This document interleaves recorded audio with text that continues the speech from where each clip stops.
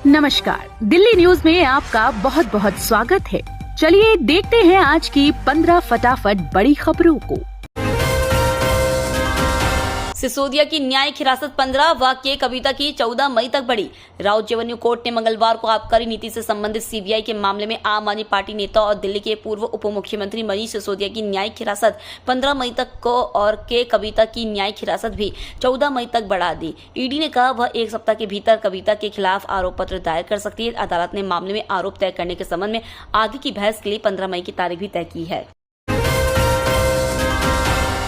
अरविंद केजरीवाल को राहत नहीं, कोर्ट ने शराब घोटाले में 20 मई तक बढ़ाई न्यायिक हिरासत।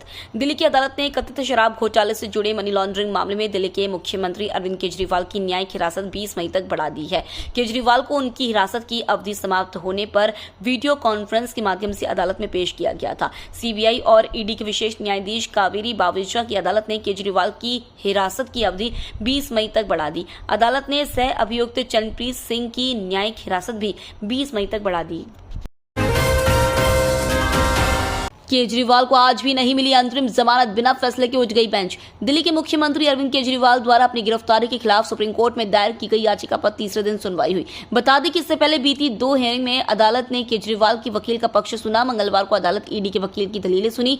गौरतलब है कि अदालत ने पिछली सुनवाई में खुद ही कहा था क्योंकि यह चुनाव का समय है तो हम केजरीवाल की अंतरिम जमानत पर भी विचार कर सकते हैं। तब ईडी ने कहा था कि कोई भी फैसला लेने से पहले हमारा पक्ष भी सुना जाए। ऐसे में मंगलवार को अदालत ईडी की दलीलें सुनी, लेकिन कुछ और समय की जरूरत थी तो पीठ बिना किसी फैसले के ही उठ गई।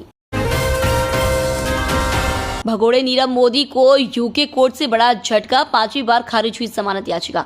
पंजाब नेशनल बैंक घोटाले का मास्टरमाइंड और भगोड़े नीरव मोदी को यूनाइटेड किंगडम की एक रिपोर्ट से बड़ा झटका लगा है। दरअसल ईडी के सूत्रों से मिली जानकारी के अनुसार नीरव मोदी ने लंबी कैद का हवाला देते हुए 16 अप्रैल 2024 को यूके में वेस्टमिंस्टर मजिस्ट्रेट की कोर्ट में 5वीं बार जमानत याचिका दायर की थी, लेकिन 7 मई 2024 को सुनवाई के दौरान इसे खारिज कर दिया गया और वह अभी भी हिरासत में है। क्रिकेट मैचों में भूगर्भ जल की बर्बादी पर एनजीटी की अंतिम चेतावनी। आईपीएल और दूसरे अंतर्राष्ट्रीय क्रिकेट मैचों के लिए स्टेडियमों में हजारों लीटर भूगर्भ जल रोजाना मैदान के रखरखाव के नाम पर बर्बाद किया जा रहा है। इस मामले में एनजीटी ने अब देश के 22 स्टेडियमों और बीसीसीआई को अंतिम चेतावनी दी है। एनजीटी का निर्देश है कि भूगर्भ जल की जगह एसजीपी के शोधित पानी का उपयोग मैदान में किया जाए। इसके लिए एक नीति भी बनाने के लिए केंद्रीय जल शक्ति मंत्रालय को आदेश एनजीटी पूर्व में कर चुका है। सीएम केजरीवाल के खिलाफ भाजपा ने खोला मोर्चा, आईटीओ पर कार्यकर्ताओं का प्रदर्शन। दिल्ली में भाजपा की प्रदेश इकाई ने एक बार फिर मुख्यमंत्री अरविंद केजरीवाल के खिलाफ मोर्चा खोल दिया है। आईटीओ पर दिल्ली भाजपा के नेता और कार्यकर्ताओं ने प्रदर्शन जमकर विरोध प्रदर्शन किया।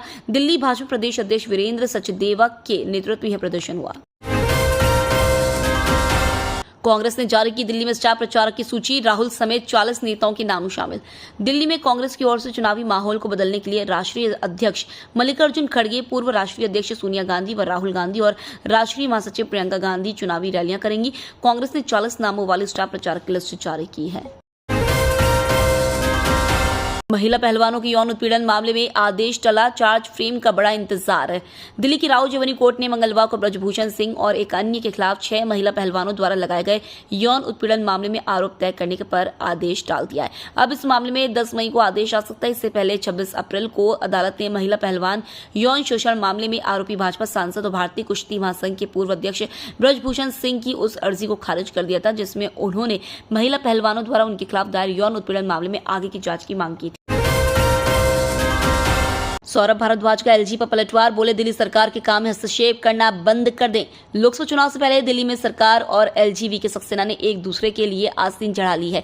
एक और एलजी ने आतंकी संगठन से कथित तौर पर केजरीवाल के खिलाफ गृह मंत्रालय से एनआईए जांच की सिफारिश कर दी। वहीं दूसरी ओर आम आदमी पार्टी ने मंगलवार को आरोप लगाया कि उपराज्यपाल ने दिल्ली की पुलिस फोर्स को बर्बाद कर दिया है। आप नेता सौरभ भारद्वाज ने मंगलवार को प्रेस कॉन्फ्रेंस कर एलजी पर जमकर निशाना साधा। दिल्ली वालों के लिए गुड न्यूज, 4 दिन झमाझम बारिश का अलर्ट, चलेंगी तेज रफ्तार से हवाएं। राष्ट्रीय राजधानी दिल्ली में भीषण गर्मी की मार झेल रहे लोगों को राहत मिलने वाली है। मौसम विभाग ने दिल्ली एनसीआर में मौसम खराब होने की चेतावनी दी है। आईएमडी ने अगले 24 घंटे के दौरान दिल्ली एनसीआर के इलाकों में धूल भरी आंधी चलने का अनुमान जताया है। मौसम वैज्ञानिकों का कहना है कि दिल्ली में 10 से 13 मई के दौरान मौसम खराब रहेगा। इस दौरान दिल्ली एनसीआर में तेज हवाओं के साथ हल्की बारिश देखी जाएगी। बारिश से तापमान में कमी आएगी, जिससे गर्मी की मार झेल रहे लोगों को बड़ी राहत मिलेगी। टीम इंडिया की टी20 वर्ल्ड कप जर्सी पर बवाल, भगवा रंग नहीं बल्कि इस कारण आग बबूला हुए फैंस। भारतीय टीम टी20 वर्ल्ड कप 2024 के लिए जून में अमेरिका और वेस्ट इंडीज दौरे पर जाने वाली है। इसके लिए जर्सी की लॉन्चिंग हो गई है। अब जर्सी के नाम को लेकर बवाल मच गया है। सोशल मीडिया में जब लोगों को जर्सी की कीमत पता चली तो फैंस ने कहा कि वह तो इसे बिल्कुल भी नहीं खरीदेंगे। दरअसल जर्सी की कीमत एडिडास ने 5,999 रखी है, जो फैंस के गले नहीं उतर रही है। यह जर्सी एडिडास ने बनाई है, जो ऑनलाइन भी उपलब्ध है। भारत नेपाल सीमा पर विशेष चौकसी, 60,000 सुरक्षा बल तैनात। लोकसभा चुनाव के तीसरे चरण में राज्य की 5 सीटों पर हुए मतदान को लेकर सुरक्षा के विशेष इंतजाम किए गए थे। सभी बूथों पर सशस्त्र सुरक्षा बलों की तैनाती की गई थी। झांझरपुर, सोपोल, अररिया, मधेपुरा और खगड़िया में होने वाले मतदान के लिए करीब 60,000 जवानों की तैनाती की गई थी। इसमें केंद्रीय सुरक्षा बलों के साथ बिहार विशेष सशस्त्र पुलिस और बिहार पुलिस के जवान भी शामिल थे। करीब 18,000 होमगार्ड जवानों को भी चुनावी ड्यूटी में लगाया गया था। तीसरे चरण का चुनाव इसलिए भी खास है क्योंकि 3 लोकसभा सीटें नेपाल से सटी हैं। मालदीव को लगा जोर का झटका, 42% तक गिरी मालदीव पहुंचने वाले भारतीय टूरिस्ट की तादाद। भारत से तनाव का असर मालदीव के टूरिज्म पर पड़ रहा है। 4 महीने में मालदीव पहुंचने वाले भारतीय पर्यटकों की संख्या में लगभग 42% की गिरावट आई है। इस बीच मालदीव ने भारतीय पर्यटकों से वहां आने की अपील की है। मालदीव के पर्यटन मंत्री इब्राहिम फैजल ने भारत और मालदीव के ऐतिहासिक संबंधों पर जोर देते हुए कहा कि हमारी सरकार भारत के साथ मिलकर काम करना चाहती है। हमारे लोग और हमारी सरकार मालदीव आने वाले भारतीयों का गर्मजोशी से स्वागत करेंगे। दिल्ली के कार शोरूम पर अंधाधुंध फायरिंग, मांगी 5 करोड़ रंगदारी। दिल्ली के तिलक नगर इलाके में बदमाशों ने कार शोरूम में अंधाधुंध फायरिंग की, जिसके बाद अफरा तफरी मच गई और लोग इधर उधर दौड़ने लगे। यह घटना उस समय हुई जब बीजेपी नेता विकास त्यागी अपने बेटे के जन्मदिन पर गिफ्ट देने के लिए कार खरीदने आए थे। घटना की सूचना मिलते ही दिल्ली पुलिस भारी दलबल के साथ घटनास्थल पर पहुंची और इलाके को चारों तरफ से घेर लिया। पुलिस के बड़े अधिकारी भी मौके पर मौजूद रहे। भाजपा में शामिल हुई राधिका खेड़ा, बोली राम और हिंदू विरोधी है कांग्रेस।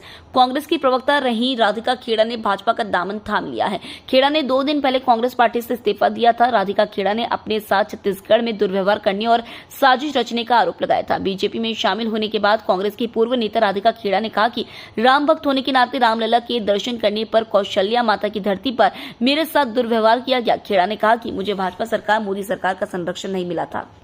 तो ये थी आज की बड़ी खबरें। डेली खबरों से अपडेट रहने के लिए चैनल को सब्सक्राइब करना बिल्कुल न भूलें। धन्यवाद।